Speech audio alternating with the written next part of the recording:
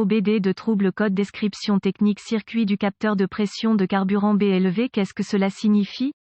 Ce code de diagnostic DTC est un code de groupe motopropulseur générique, ce qui signifie qu'il s'applique aux véhicules équipés d'OBD2 qui ont un capteur de pression de carburant, Chevrolet, Ford, GMC, Chrysler, Toyota, etc. Bien que générique, les étapes de réparation exactes peuvent varier selon la marque, le modèle. Pour l'anecdote, ce code semble un peu plus courant sur les véhicules Dodge, Ram. La plupart des véhicules modernes sont équipés d'un capteur de pression de carburant, FPS. Le FPS est l'une des principales entrées du module de commande du groupe motopropulseur PCM pour la commande de la pompe à carburant ou de l'injecteur de carburant. Le capteur de pression de carburant est un type de capteur appelé transducteur. Ce type de capteur fait varier sa résistance interne en fonction de la pression. Le FPS est généralement monté sur la rampe d'alimentation ou la conduite de carburant. Généralement, il y a 3 fils allant au FPS, référence, signal et masse. Le capteur reçoit une tension de référence du PCM, typiquement 5 volts, et renvoie une tension de signal de retour qui correspond à la pression de carburant. Dans le cas de ce code, le B indique que le problème est lié à une partie du circuit système, au lieu d'un symptôme ou d'un composant particulier. Le code P018D est défini lorsque le PCM détecte un signal de capteur de pression de carburant élevé. Cela indique généralement un circuit ouvert. Les codes associés incluent P018A, P018B, P018C et P018E. Un exemple de capteur de pression de carburant, gravité et symptômes du code. La gravité de ces codes est modérée à sévère. Dans certains cas, ces codes peuvent entraîner un véhicule qui ne démarre pas. C'est une bonne idée d'adresser ce code dès que possible. Les symptômes d'un code de panne P018D peuvent inclure voyant de contrôle du moteur allumé, un moteur qui est difficile à démarrer ou qui ne démarre pas, mauvaise performance du moteur. Cause courante de ce code DTC. Les causes possibles de ce code peuvent inclure capteur de pression de carburant défectueux, problème de livraison de carburant, problème de câblage, procédure de diagnostic et de réparation du PCM défectueuse. Commencez par vérifier le capteur de pression de carburant et le câblage correspondant, recherchez les connexions desserrées, le câblage endommagé, etc.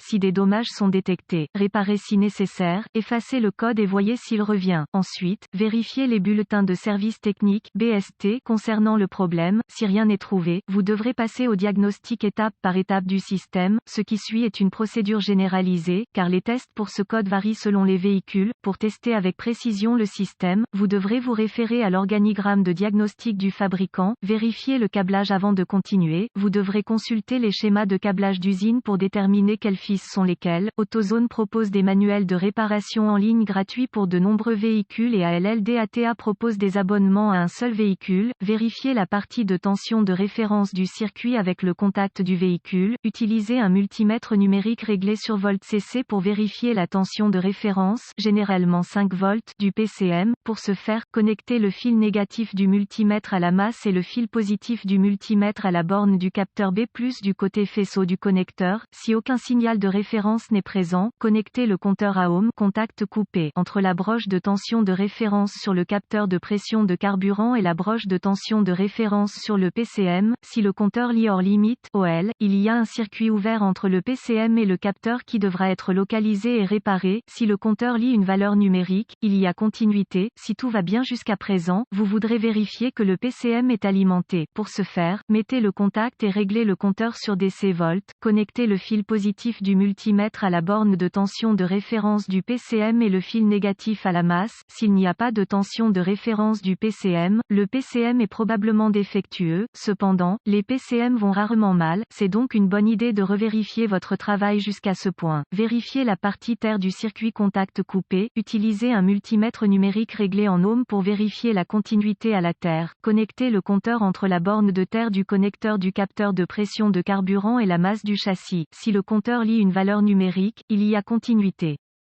Si le compteur lit hors limite OL, il y a un circuit ouvert entre le PCM et le capteur qui devra être localisé et réparé. Vérifiez la partie du signal de retour du circuit, coupez le contact du véhicule et mettez votre multimètre au réglage ohm. Connectez un fil de compteur à la borne de signal de retour du PCM et l'autre à la borne de retour du connecteur du capteur. Si le compteur affiche hors limite OL, il y a un circuit ouvert entre le PCM et le capteur qui doit être réparé. Si le compteur lit une valeur numérique, il y a continuité. Vérifiez la lecture du capteur de pression de carburant par rapport à la pression de carburant réelle. Les tests effectués jusqu'à ce moment indiquent que le circuit du capteur de pression de carburant est en bon état. Ensuite, vous voudrez vérifier le capteur lui-même par rapport à la pression de carburant réelle. Pour ce faire, commencez par fixer un manomètre mécanique de carburant sur la rampe d'alimentation. Ensuite, connectez un outil d'analyse au véhicule et sélectionnez le paramètre de données FPS pour la visualisation. Démarrez le moteur tout en affichant simultanément la pression de carburant